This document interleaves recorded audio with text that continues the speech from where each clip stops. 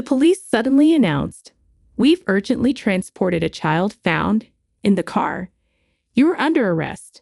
Shocked by the unexpected arrival of the police at my home, couldn't believe what I was hearing. "What? I don't have a child," I responded in confusion. The officers seemed equally puzzled. They had identified the car's owner through the license plate, and it was indeed registered under my name. Could it be? Holding on to a suspicion, I rushed to the hospital where the child had been taken. There I saw a boy around 5 years old lying on an emergency bed. His face was red and rough, but my heart pounded wildly at the sight of his familiar face. From that moment on, my life changed dramatically with this child at the center. I am Emily, a 33-year-old who works from home. I started dating my husband Michael in college since we were in the same club, and we married after graduation. Despite being married for 10 years, we couldn't have children. We even tried fertility treatments. I learned that I had a condition making it difficult to conceive. My kind-hearted husband, Michael, reassured me, saying, "It's okay, let's live happily, just the two of us." My in-laws are nice people, and since my brother-in-law already had a child, they never pressured me. However, I felt bad for my parents, who were looking forward to their grandchildren. Fortunately, since I lived near my parents, I made it a point to visit them frequently. I also have a younger brother, John, who is 7 years younger than me. If only John had a child. Growing up, John was perhaps spoiled as the youngest child and started hanging out with bad influences around middle school. He claims it was because our parents compared him to me, the smarter and more accomplished older sister. From my perspective, our parents treated us equally. Regardless, John rebelled and caused a lot of trouble. At 20, he declared he was cutting ties with the family and left home, disappearing without a trace. Since then, I haven't seen him. Sometimes, I browse old photo albums and reminisce. I'd often reminisce about the days when John, as a toddler, would toddle after me, calling me sis. One day, while working from home, my doorbell rang incessantly. Panicking, I checked the camera and saw the police standing there. The police suddenly announced, "We've urgently transported a child found in the car. You're under arrest." Shocked by this abrupt statement, I was at a loss for words. "What? I don't have a child," I replied, just as baffled as the officer. My mind was filled with questions. According to the police, a passerby noticed a car abandoned on the road with a limp child inside and reported it. The child was then transported by ambulance to the emergency room. When I asked about the car's location, they said it was in front of my parents' house. Unfortunately, my parents were away on a trip. The police had identified the car's owner from its license plate. While the car was indeed registered under my name, the person using it was my younger brother, John. I used to lend my car to John when he got his license, and he took it when he left home. Since then, the car had been left in front of my parents' house, only moved when it needed inspection and maintenance. Despite scolding him, my parents felt pity and took care of the vehicle's upkeep. Thinking that he might need it, I wondered who this child left behind in the car could be. Hurrying to the hospital, I approached the bed in the emergency room and saw just the top of a small head peeking out from under a blanket. The curly, wavy hair instantly reminded me of someone. My heart raced as a childhood memory of John flashed before my eyes. Getting closer, I saw the face of a boy around 4 to 5 years old who looked strikingly like John. Could it be? As I was pondering this, I received a phone call from my mother, who was away and sounded panicked. John called and asked me to take care of his child. He said he left the child in the car because we were not home under this blazing sun. What should we do? I informed my worried and panicking mother that the child had already been taken to the hospital and seemed likely to survive. She seemed relieved and said she would be back soon. I understood my mother's feelings, that there was no time for a trip now. I knew this child was my brother's, but when was he born? And who is his mother? I explained to the police that the child was probably my brother's and decided to stay with the child. After that, I tried calling my brother several times, but I couldn't get through to John. Looking at the child, he seemed to be in pain. It was heartbreaking to see such a small body enduring so much suffering. At that moment, a nurse came and handed me the clothes the child was wearing after changing him into hospital pajamas. They were ragged and severely dirty, with the name Tom written on the tag. From his extreme thinness and the state of his clothes, it was easy to imagine that Tom had been raised in a miserable environment. That evening, my mother returned from her trip and rushed to the hospital. "John," she murmured, hugging Tom with tears flowing. Tom looked a lot like John. By the next day, Tom's condition had improved, but he still seemed very scared. I gently asked him, trying not to frighten him, "How old are you, Tom?" 5 years old, he answered, spreading out one hand and adding his fingers. "Wow, you speak so clearly." I praised him, stroking his head. He smiled for the first time, but he still seemed thin, pale, and small. According to the doctor, there were bruises all over his body. I persuaded the police to let us take responsibility for the child until we could contact John, and we somehow avoided a report being made. 3 days later, Tom was discharged. I didn't want to dress him in his tattered clothes, so I bought new ones and had him changed into them. He looked even more intelligent and cute in them. Finally, as we were leaving the hospital, I got through to John, but there was tremendous noise on the other end of the call. "How could you leave him in the car under the blazing sun?" "He was taken to the hospital," I exclaimed. "He survived, didn't he? So it's fine," John replied nonchalantly. "He had bruises all over his body." "Did you do this?" "Thomas is clumsy. I was just disciplining him," John retorted without a hint of remorse. "He's only 5 years old. He's just a child," I said, my voice shaking. "He can't even remember the letters no matter how many times I tell him. It's annoying. So I thought I'd leave him at our parents' house," John continued, shocking me with his harsh words. "I'm in the middle of a casino jackpot right now," he added, before hanging up the phone. Seeing my distress, Tom looked worried and began to shed silent tears. "It's going to be okay," I said softly, stroking his head. He was only 5, a time to be selfish and cry. But he didn't. It felt odd that he never called for his daddy or mommy. Imagining the reason made my heart ache. After discussing with Michael and my parents, we decided to look after Tom in our home. I made a kid's lunch with hamburgers and fries, decorated with character flags. When I placed it in front of Tom, his eyes sparkled. "I've never seen anything like this. Can I really eat it?" he asked. "Of course, I made it for you," I replied. I loved the way he ate it, with ketchup all over his mouth and a big smile on his face. In the evening, Tom played around in the bath with Michael, laughing and enjoying himself.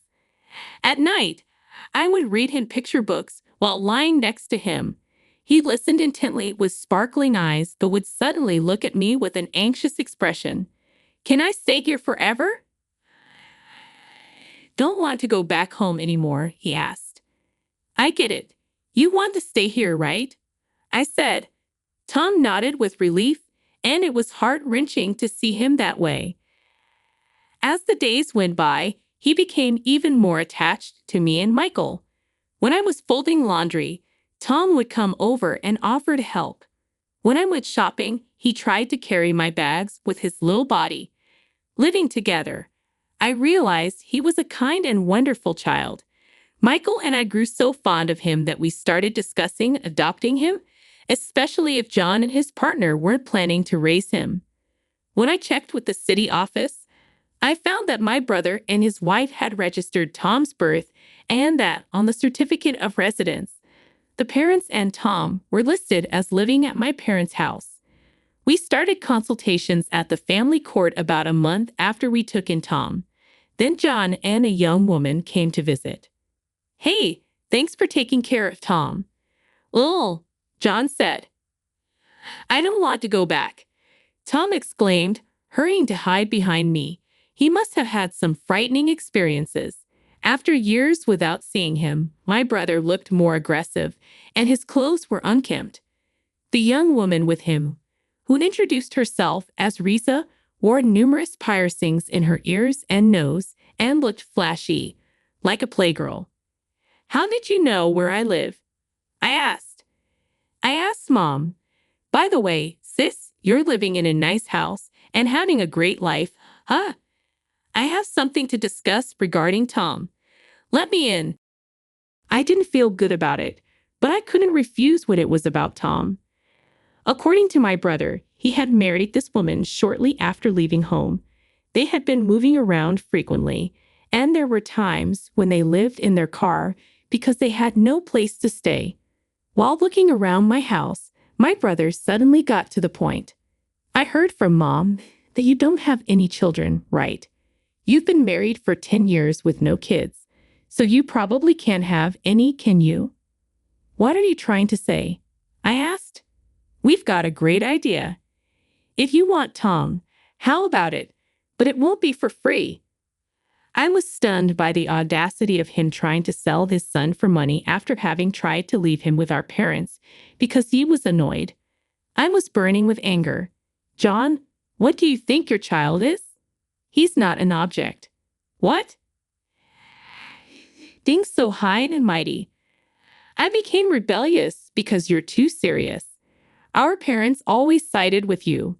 It's funny how you blame our parents and me for your own lack of success." "Shut up.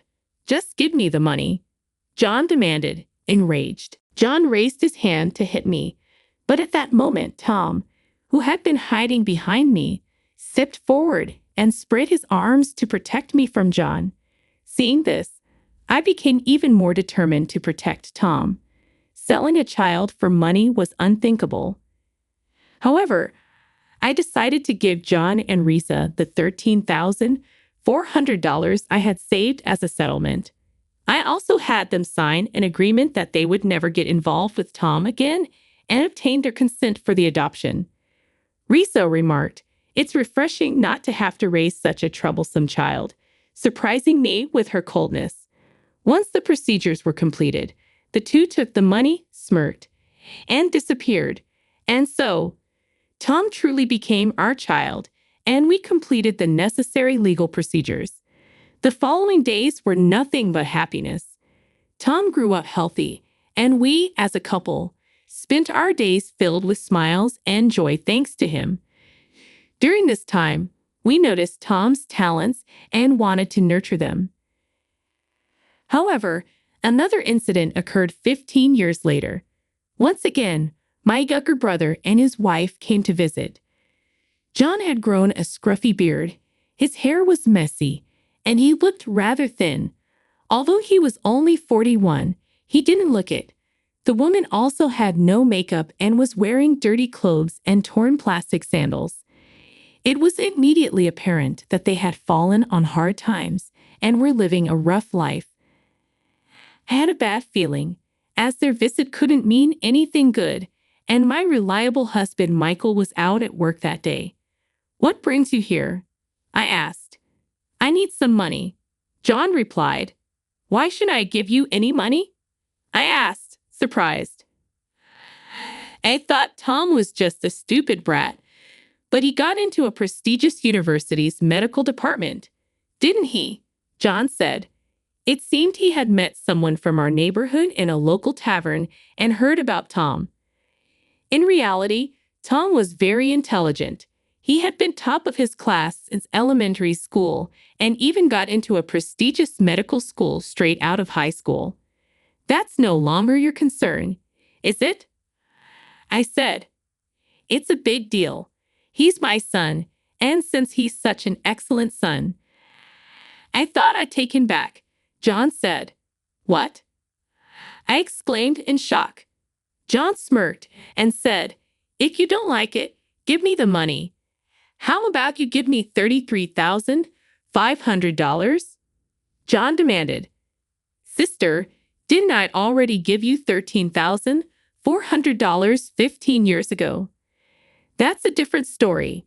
I can't give you that money," I said firmly. When I refused, John grabbed my collar and threatened me, asking if I wanted to get hurt.